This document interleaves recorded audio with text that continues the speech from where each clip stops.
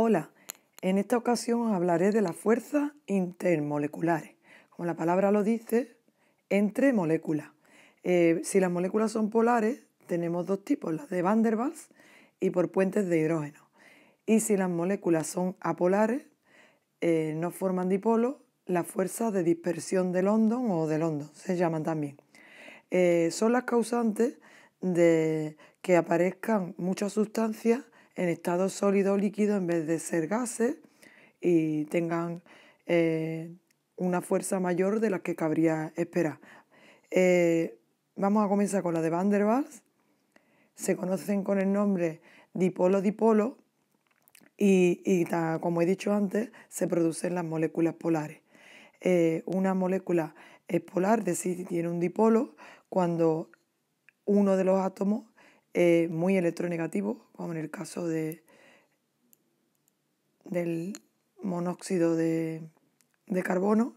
El oxígeno es más electronegativo que el carbono, entonces se forma densidad de carga parcial negativa sobre el átomo de oxígeno y positiva sobre el carbono.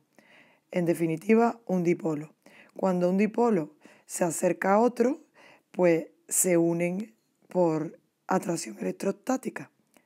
Tenemos aquí el oxígeno con la densidad carga negativa y por aquí positiva, entonces hay una atracción entre esas moléculas, como veis en este dibujito.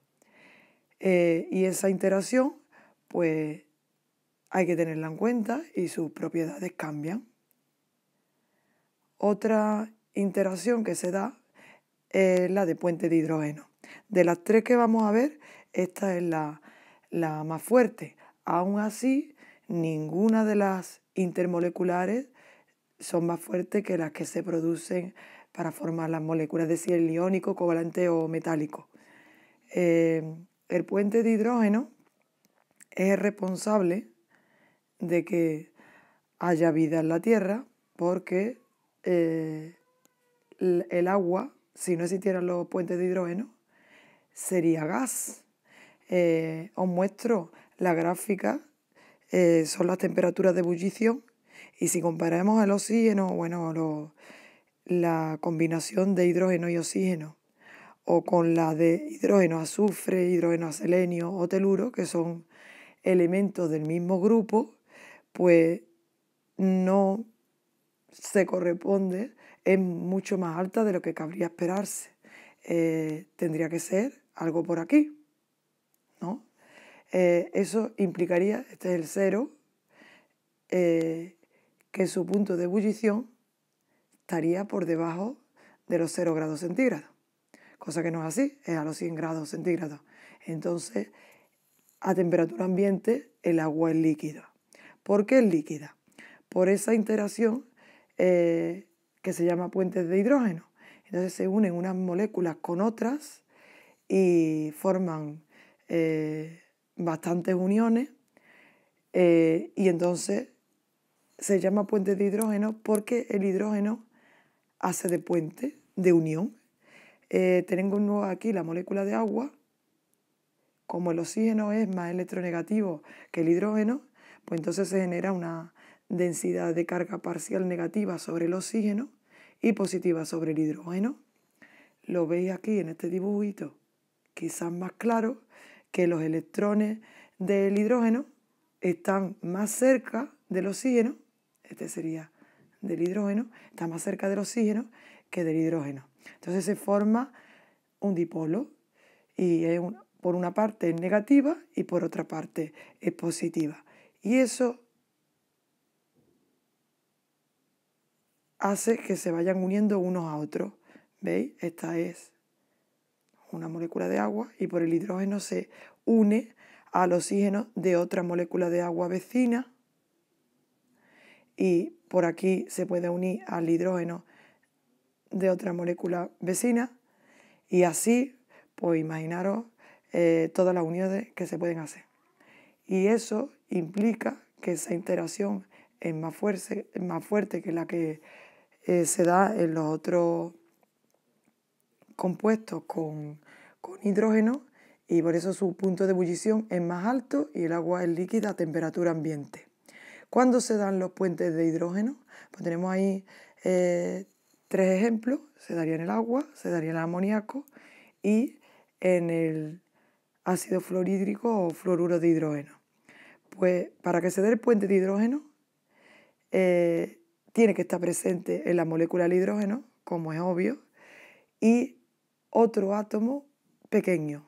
Y pequeño electronegativo, entonces solo se da con 3 elementos, con el flúor, con el nitrógeno y con el oxígeno.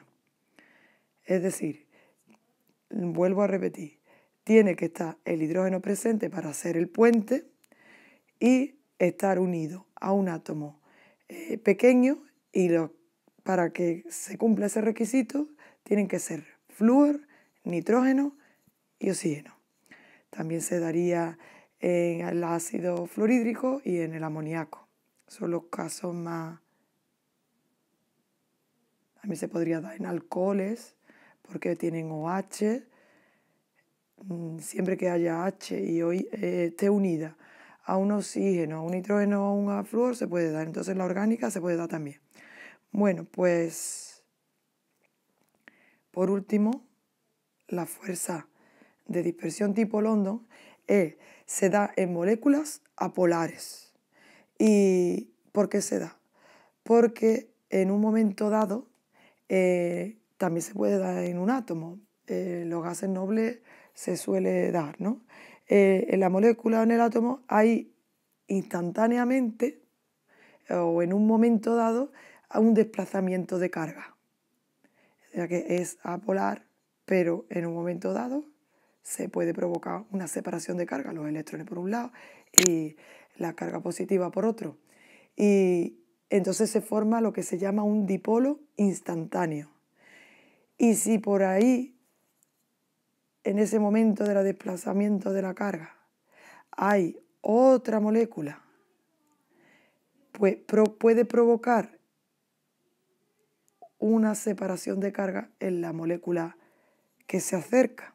Entonces por eso se llama dipolo inducido, porque está induciendo la separación de cargas en una molécula vecina, en un átomo vecino. A esta capacidad de formar dipolos se le llama polarizabilidad y aumenta cuanto mayor es el tamaño de la molécula o del átomo. ¿Por qué? Porque los electrones más externos están más alejados, menos atraídos, y entonces es más fácil que en un momento dado haya esta separación de carga. Entonces, en pantalla veis que si comparamos el mismo grupo, pues el radón o el xenón tendrán más polarizabilidad que el helio. Y por último, comparar las 3 fuerzas intermoleculares, y el puente de hidrógeno tiene más fuerza, una interacción mayor o más fuerte que la de dipolo-dipolo, Van der Waals, y esta a su vez más fuerte que la London. Hay que tenerlo en cuenta. Los compuestos que presentan puentes de hidrógeno, en vez de ser gases, son líquidos, y son más débiles las otras, las dipolo-dipolo y London, y los compuestos pues son gases. Bueno, pues espero que haya quedado claro y nos vemos en la próxima.